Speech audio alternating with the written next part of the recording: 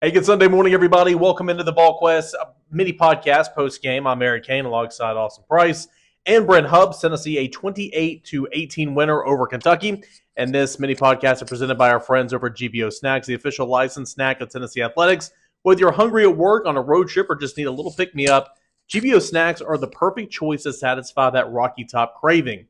The Vol bars are made of toasted oats, almonds, 100% real chocolate, and just the right amount of protein to satisfy that afternoon hunger. Ideal for a grab and go. Gluten-free balls, cookies are a must-have for the kids while managing those sweet cravings wherever you go. And with every purchase of GBO Snacks, you're contributing to the UT Athletics. Proceeds from every sale go to supporting the amazing student athletes. Order yours today. Visit gbosnacks.com. That is gbosnacks.com. Guys, it wasn't pretty. Offensively, it continued to kind of spin its wheels in place, not finishing drives. Defense certainly did a lot of great things that we'll hit on in a moment, but I did not think this was the greatest defensive performance for Tennessee. But at the end of the day, you made plays, you found a way to win, Brent. You're 7-1, and you're sitting in a pretty good spot as we continue on through the season. Yeah, I mean, it's a one-game season. You survive in advance, if you will. Right now, style points aren't mattering. We'll see if style points matter when we get later on in the year, depending on what everybody's record is and what it looks like. But Tennessee, opportunistic in the third quarter, forced 2 turnovers. Tennessee capitalized on those short fields and got in the end zone. But man, they left a lot of meat on the bone. Yeah. And I think that's the takeaway that's been there, Austin, for 3 straight games is that you walk out here and go, man, it's not unrealistic to think they should have scored 40 points. It was that way against Alabama. It was that way against Florida. And it's that way walking out after the win over Kentucky. Yeah, I agree with you. I mean, I said in the 2-minute drill, I saw, again, positive momentum in the right direction tonight. But it's gradual. It's very, it's a little by little. It's not. It's kind of like Tennessee's drives. Like they're not hitting chunk plays. They're just kind of driving the field. That's how I kind of feel like Tennessee's progression on offense is it's it's an 8-yard gain, it's a 9-yard gain. Because I thought Nico was fantastic tonight. I thought it was his best game against a Power 4 opponent. Kid should have thrown for 400 yards tonight if Tennessee's receivers could catch, and that's kind of You get the quarterback fixed, no more overthrows. He's dropping dimes everywhere, and all of a sudden the receivers can't catch anything. So it's like it's like my golf game. Get the irons fixed, driver goes bad. Get the driver fixed, the irons go bad, or the putter goes bad. But yeah, I think again, little by little, showing some signs, but they need to get it figured out in 2 weeks because you can't, as you said, against Georgia, who's really been the one team that has dominated you. Mm-hmm. You can't drive the field all night long against them, and feel like that's going to be a successful night. Yeah, I mean, you look at the drive chart, and, again, Tennessee did a lot of good things to win this football game, and that's awesome. But you look at that drive chart, first half drive, missed field goal, punt, fumble, missed field goal, touchdown, end of half. Missed field goal, or that punt drive, you threw a touchdown that was dropped by Chris Brazzell.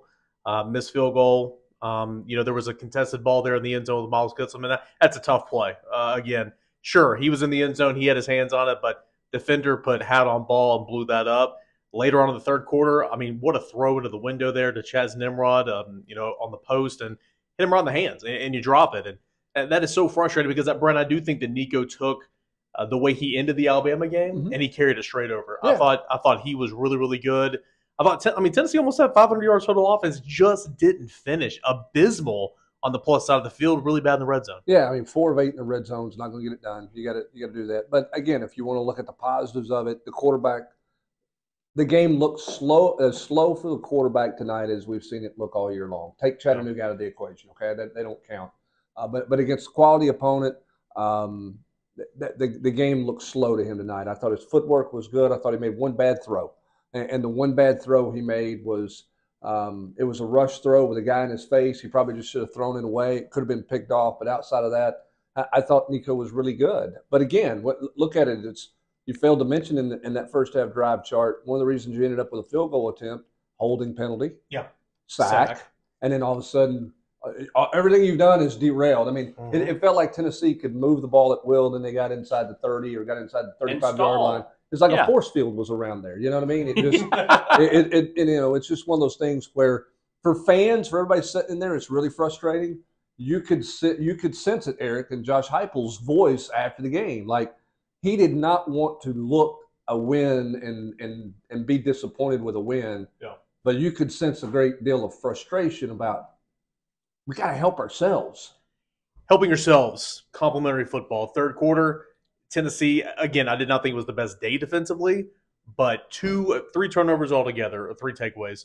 2 of those takeaways led to points. You had the Josh Joseph strip sack, set up at the 28, and Tennessee finished that drive, albeit you start at the 28. Will Brooks gets hawked down, but he takes it all the way down to the 10-yard line. Tennessee finds a way to get in the end zone.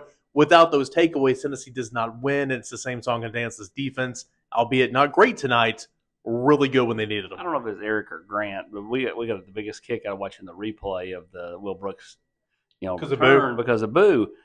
Yeah. Because when Brooks cut it back inside there, like at the 10, like Boo's like throwing his hands up, you should have went outside. And after the game, I told him, I said, man, we were laughing about that. And he goes, I tried to help him. That's what Will said in his post-game interviews. Like, he tried to tell me what to do. I didn't listen, obviously, and that's why I got caught. But, great read, good play, read the quarterback's eyes, and jumped the route, did a good job. I mean, Tennessee gave up some early chunk plays, which was uncharacteristic. I mean, a 50-yard run was a bad run fit. They gave up a couple other 20-yard gains, which was right there at the beginning. Yeah, which was against them. I will say this: Kentucky's second half scoring drive in the fourth quarter. I mean, that kid threw. I mean, he threw 3 dimes. Well, if you count the 2-point conversion. Grant said it. I mean, like Jermon McCoy, like every time somebody's completed the pass against him, I mean, like the guy's been dropping it in a bucket. Yeah, like the throw of your life. Yeah. Yeah. I mean, he was, he wasn't going to do that all night long, but he did it there and it got him a touchdown. But otherwise, I thought Tennessee defensively, after those first couple of drives, settled in and was much better. Did some things better. I thought they would get more pressure than they did in the game, particularly early. I'll give Kentucky credit. I thought Kentucky would roll over. I didn't think Kentucky would have a lot of fight in them. They did tonight. They had fight in them, and the longer Tennessee let them stay around, I think the more that fight kind of gathered a little momentum and gathered a little steam. Tennessee needed to jump on them early, but again, fumble, penalty, missed field goal, drop touchdown. Hey, I'm going to tell you, that's where you're at. If you're Heupel, I think you've got to figure out the place kicking thing. He's like one of his last 6. Mm-hmm. And I will say 3 of those is the offense just desperate to score points. He's put out 53 is not. Yeah, it's a long ones I don't mind, but tonight, I mean, he just tonight was awful. It was hook, or that was just more of a draw than just a block, and then a straight hook, and like that can almost get in your head a little bit because the ones tonight weren't that long. I mean tonight got in his head. Yards. Tonight got in his head. Yeah. I mean, he missed the last one because he was psyched out. He already missed a couple before that. But I mean, you're going to need him. I mean, he was so good early on for a redshirt freshman. But now all of a sudden you have to wonder where the psyche is for him, which means, like what would Heupel have done had this thing come down to a field goal at the end? I think it would have been hard to trot him back out there. I think, you're going to have to figure something out, over the next week or so. Well, and it probably would help next week if he could just see something. It's like the shooter that sees it go in. Yeah, I mean, it's certainly a concern where you're at, in a big ball game in a critical moment. What are you going to do? He did make a big kick against Alabama. After having a couple of misses, he came back, made a big kick there. Nico made sure he didn't have to make a big kick, with Tennessee up 3 because of what he did on third down. He made 2 really good throws on third down. I mean, the one to Dante Thornton was stupid in terms of just making that play for third and 7. So I thought, again, I mean, it's big boy football. It's why you come here to play football. Go win the game, score a touchdown, ice the game, convert on 2. I mean, those 2 3rd and 7s were like a minute and a half apart as well because they were so fast. It was, and good plays, by Nico and by the offense, and again, I mean, I don't think it's gloom, despair, and agony on me and all those things. I think that you can feel some frustration because I think Tennessee truly thought they would play really well tonight. Yep. I think they felt like they had 2 good weeks of practice.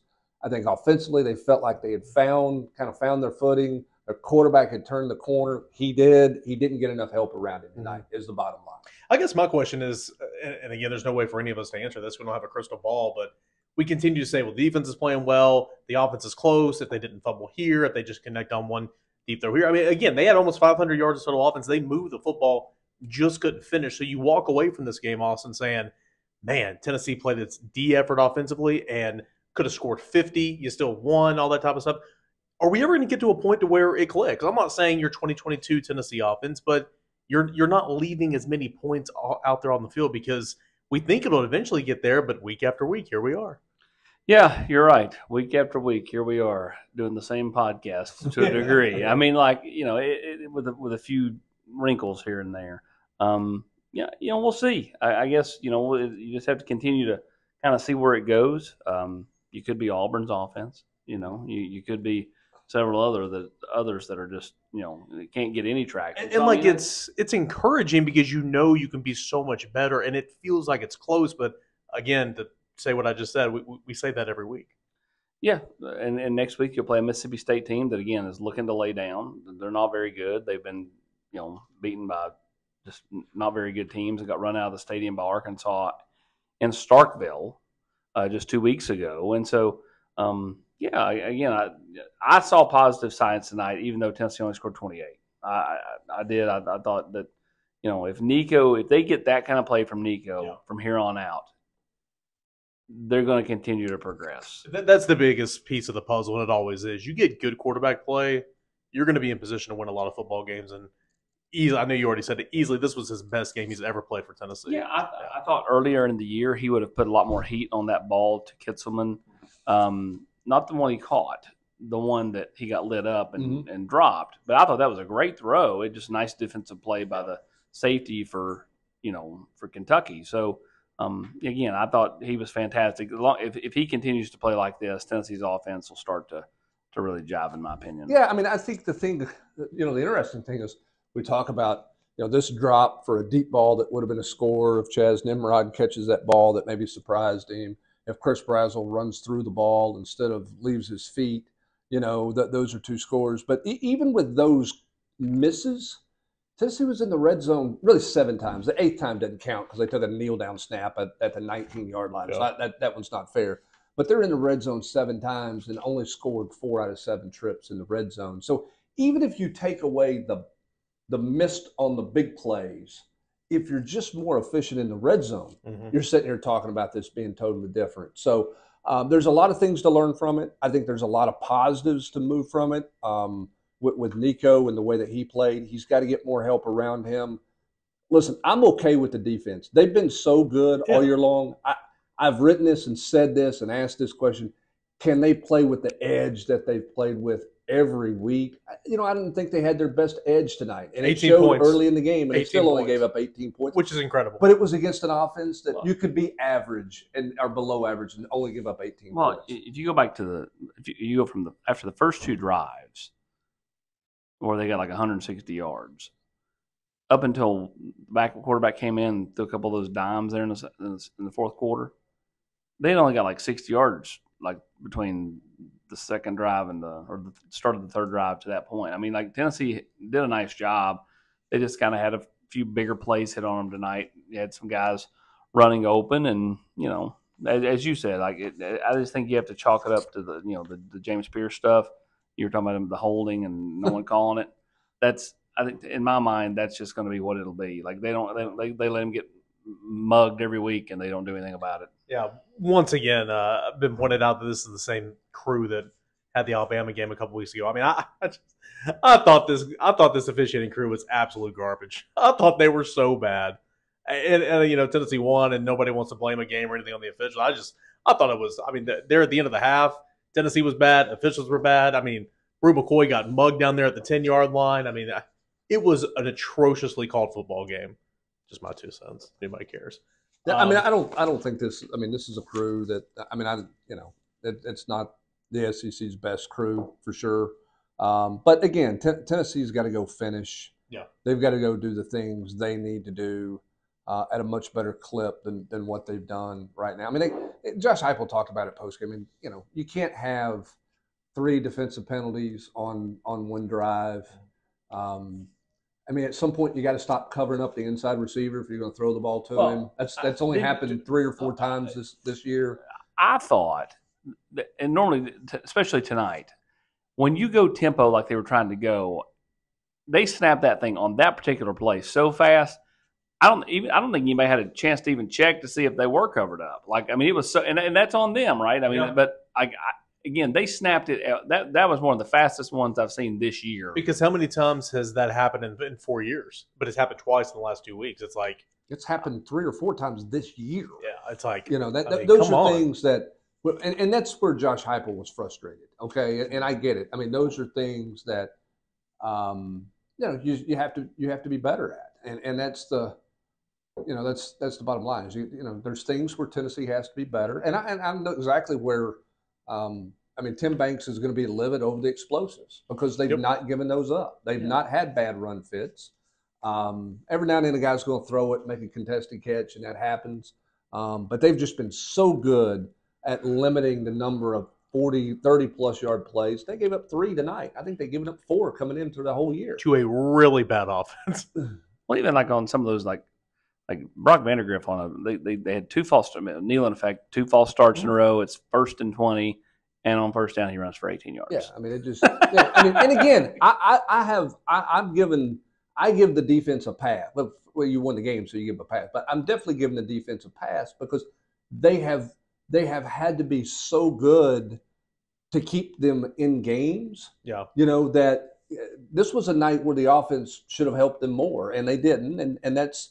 You talk about complimentary football. Tennessee did enough complimentary football in the 3rd quarter to win the football game and that drive in the 4th, but they're not doing enough complimentary football in the first half to do what they need to do, and that's where Tennessee's got to grow. Yeah, I was going to say. I mean, even if this is your bad game, thankfully it was against a really bad offense. You still want to give up 18 points, and like we just pointed out, without those 2 takeaways in 3rd quarter, you don't win the football game. You don't, and so you still made plays. Absolutely, that you did for a win. It was a total separate note because I know we're time to move on. What was Kentucky doing throwing the ball when they were in the red zone in their first trip, and Tennessee got to stop on 4 downs? I mean, you get 4th and 1 at the 1. Yeah, I don't know. That was like personally for me. I mean, everybody's like, "Why he's such an idiot to take the points." I'm like, I mean. You're going to get – at that point, I thought you were going to get your brains beat in. I was like, just go for it. Well, I don't mind you going for it, but the play call, yeah. You don't throw the ball well as a team. Why are you throwing it down there? Too many meetings. Too many meetings. The only thing dumber I saw tonight besides that was the fact that Mike Elko punted it away down 10 with 5 minutes to go. I just thought that was dumb as well, which isn't a Tennessee thing. That's a Texas A&M thing, but – I just sat there and shook my head. Like coaches, sometimes they get too into the analytics and all that. I was going to say out the door again. We can talk a lot about this on Tuesday's podcast, but South Carolina helped you out tonight a little bit. Louisville helped you out a little bit. You just keep winning and see kind of where everything shuffles. At the end of the day, you're 7-1. You are 4-1 in Southeastern Conference play. You have a very winnable game next week. You got a showdown in Athens coming up in 2 weeks. Just keep winning and see what else happens around the country. But you win, you're going to be in a position to do what you want to do.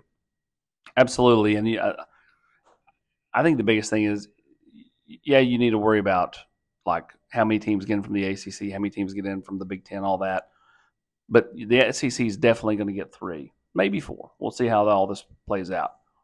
Just being the top 3 in the league and A&M losing tonight certainly helps. Now I think you got to root for Texas to go do their thing against A&M. That eliminates totally A&M because A&M right now only has 1 conference loss. So if they go and win out, they could be going to Atlanta. And I just think if you're in Atlanta, you're going to be going to the playoff. Yeah, I mean, I think, and again, right now, what Tennessee needs to do is just take care of Tennessee and let the rest of the football see. Everybody else, it'll play itself out. You find any way to win that you can find a way to win. Tennessee found a way to win tonight. It wasn't nearly as pretty or as effective as anybody wanted, starting with the people in the Tennessee camp and the coaches and the players and everything. And now you go back to work and you keep growing. You got to try to grow and get better. Again, I think the quarterback played really well. That's a really positive sign. You got to help him. You got to help around him a little bit more. And defensively, maybe that's a little bit of a wake-up call on some of the explosive stuff. But again, 18 points. That's all you surrendered. And again, we're ending this podcast, and it's just another day at the office for Dylan Sampson. Breaks the school record, but 100 and whatever yards, And a couple touchdowns. And he'll go over 1,000 early in the game next week. I mean, he's sitting there like he needed 164 entering the game, and he about got 23 yards away. Then he's at 141 tonight. So, think about it. It took till I think it was the last game of the regular season last year for Jalen Wright, and he's going to be at it. Of course, he barely got the football compared to Dylan Sampson, but you're right, yeah. Well, part of that's Jalen Wright's own fault for tapping out, but either way, it's Dylan Sampson got a line share, and I thought that for the longest time tonight they didn't use him enough. Like you look out there and you're like, man, it's like 10 minutes ago in the football game, it's a 3-point game, and Peyton Lewis is out there, and I'm like, is this really the right drive to put Peyton Lewis out there? I mean, we had that conversation every game. We kind of look and we say, well, I mean, why is Jalen Smith out there right now? Why is Peyton Lewis out there right now? But they trust their guys. They do. You're exactly right. They rotate them a lot on both sides of the ball, which is not always the case. Yep. But they do. They've bought into the rotating, which is something that was preached all offseason, and they've been doing it a ton. And I think it's helped and rewarded a bunch of this team because I think the depth is definitely there. Yeah, I mean, you don't play Jalen Smith earlier in the year, then you can't play him, in a game like this or a game like Alabama. So we've talked about that before. We'll continue to reiterate. We'll continue to recap and react for this football game. Tennessee, a 28-18 win over Kentucky and improving to 7-1 on the season and 4-1 in Southeastern Conference play. Volquest live game day or mini podcast presented by our friends over at GBO Snacks, official licensed snack of Tennessee Athletics. Every purchase of Vol bars and Vol's cookies directly supports UT athletes, and our amazing student athletes help position UT at the forefront of today's ever-changing collegiate landscape. Order yours today at gbosnacks.com. That is gbosnacks.com. For Brent Hubbs, Austin Price, I am Eric Kane. Appreciate you guys for being here and listening to us on the Postgame mini podcast.